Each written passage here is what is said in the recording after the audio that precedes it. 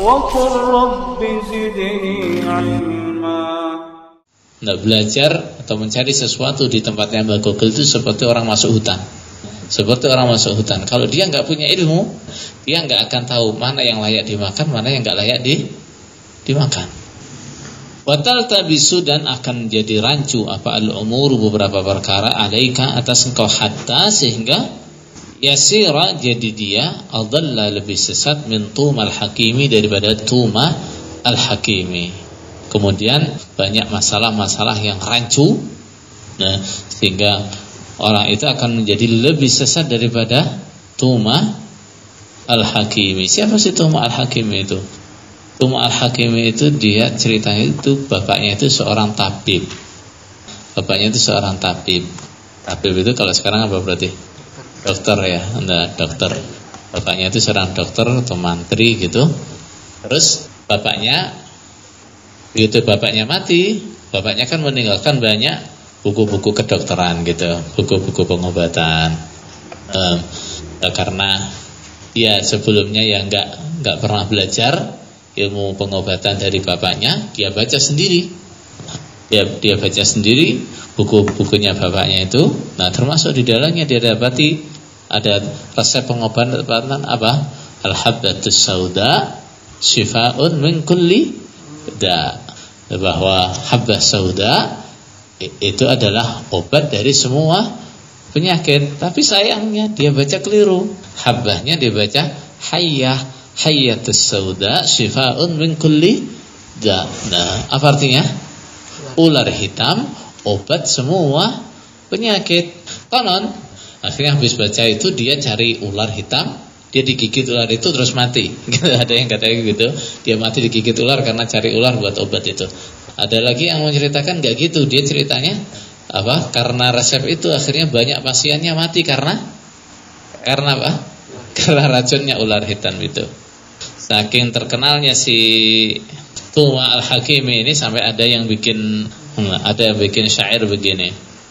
Wa qala himarul hakimi Tuma, law ansafuni lakuntu arkabu, li'annani jahilun basitu wa sahibi jahilun murakkabu. Kata himarnya Tuma al-Hakimi berkata, gimana? Andai mereka itu insaf, menilainya adil, menilainya itu fair dalam menilai, seharusnya yang naik itu saya, bukan Tuma. Kenapa? Bukan Tuma yang naik punggungku, tapi aku yang mestinya naik punggungnya Tuma. Ngerti? Nggak ngerti? Himar itu dalam apa? Dalam tradisi Arab atau dalam budaya Arab biasa digunakan untuk simbol kebodohan. Gitu ya. Orang kalau ngomongkan orang goblok itu seperti apa? Seperti himar. Kamatsalil himari yahmilu asfara. Jadi orang itu kalau sudah goblok itu dibilang kayak apa? Kayak himar. Sudah? Nah, kemudian himar itu sering dijadikan sebagai alat transportasi, ya, untuk kendaraan. Kayak ada yang bikin syair gimana untuk nyindir Tuma al-Hakim, gimana? Himarnya Tuma al-Hakim itu seandainya bisa ngomong, dia akan ngomong begini. Seandainya mereka itu adil dalam menilai, fair dalam menilai, mestinya yang naik punggungnya Tuma itu saya, bukan Tuma naik punggungnya saya, gitu ya. Ngerti? Seharusnya yang jadi kendaraan itu Tuma, bukan saya, gitu. Nah, kenapa? Li'anni jahlun basit, li'annani jahlun basit. Karena aku adalah jahilun basit. Nah, karena aku adalah orang yang bodoh biasa. Ngerti bodoh biasa? Jahil basit itu seperti apa? Orang yang bodoh ngerti kalau dia bodoh. Itu namanya jahil basit. Kalau aku cuma jahil basit. Nah, sedangkan Tuma al-Hakimi gimana? Wasahibi jahilun murakkabu. Sedangkan Tuma al-Hakimi dia jahilnya jahil murakkab. Nah, jahil murakkab. Jahil murakkab itu gimana? Orang bodoh nggak ngerti kalau dia itu bodoh. Kalau orang bodoh sadar ngerti kalau dia bodoh itu jahil biasa, gitu ya.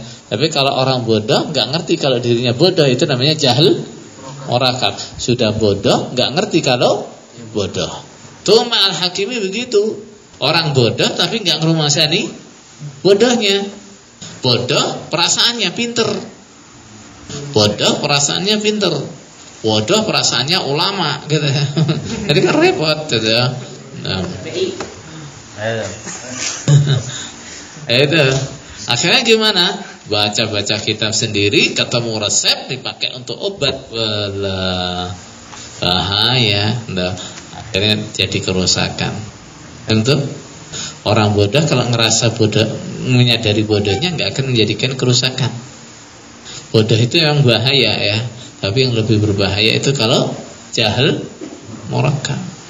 Bodoh itu memang merusak, tapi yang lebih merusak adalah jahil murakkab. Akibatnya kayak tuma. Nah, pasiennya diobati pakai racunnya ular hitam, mati kabeh wong.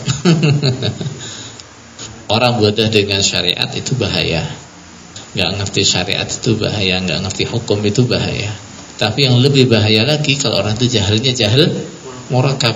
Orang nggak ngerti syariat, nggak ngerti hukum, sok keminter, sok jadi mufti, nah, sok jadi ustadz, sok jadi ulama. Nah ini bahaya, merusak orang banyak.